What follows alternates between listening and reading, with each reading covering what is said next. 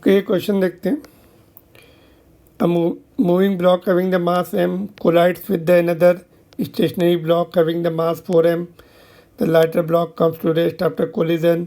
When the initial velocity of the latter block is v, then the value of coefficient of restitution e.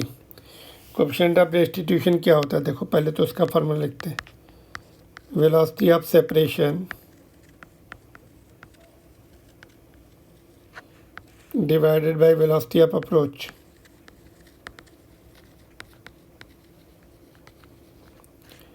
तो ये तो u से जा रहा है, ये तो v से जा रहा है, ये रेस्ट पर है.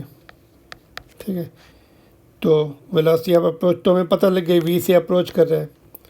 अभी ये रेस्ट पर हो गया, इसकी वेलोसिटी निकालनी है ना, तो इसका v2 कर लो. तो फिर वेलोसिटी ऑफ सेपरेशन भी मिल जाएगी. वेलोसिटी ऑफ अप्रोच अपने पास है तो v2 मिल जाएगा. तो उतने वेलोसिटी से सेपरेट हो रहे हैं ये दोनों. इसका मास m है, इसका 4m है. तो v2 कैसे मिलेगा? या तो मैं फार्मूले याद है ना, इसमें फार्मूले इसके याद नहीं होते जनरली मोमेंटम कंजर्वेशन से. m into V plus 0, second case में से फर्स्ट का 0 हो गया, ये 4m इंटू v2 हो गया. तो यहाँ से v2 कितना आ जाएगा? v/4. तो अभी e की वैल्यू हम पुट कर देते हैं. Velocity of approach, velocity of separation तो v/4 हो गया. दूसरा तो रुक ही गया, जो पीछे वाले का नहीं तो माइनस करना पड़ता है वेलोसिटी ऑफ सेपरेशन में.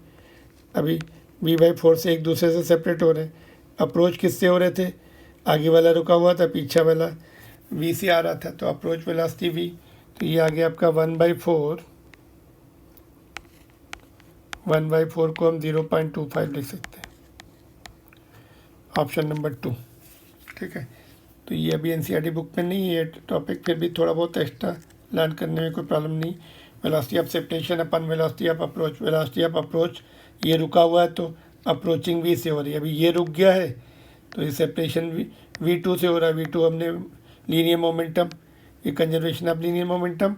लीनियर मोमेंटम हर कोलिजन में कंजर्व होता है, चाहे वो इलास्टिक कोलिजन हो, चाहे नॉन इलास्टिक हो, इन इलास्टिक हो, या परफेक्टली इलास्टिक हो, या 2 डायमेंशन हो, या जो भी हो.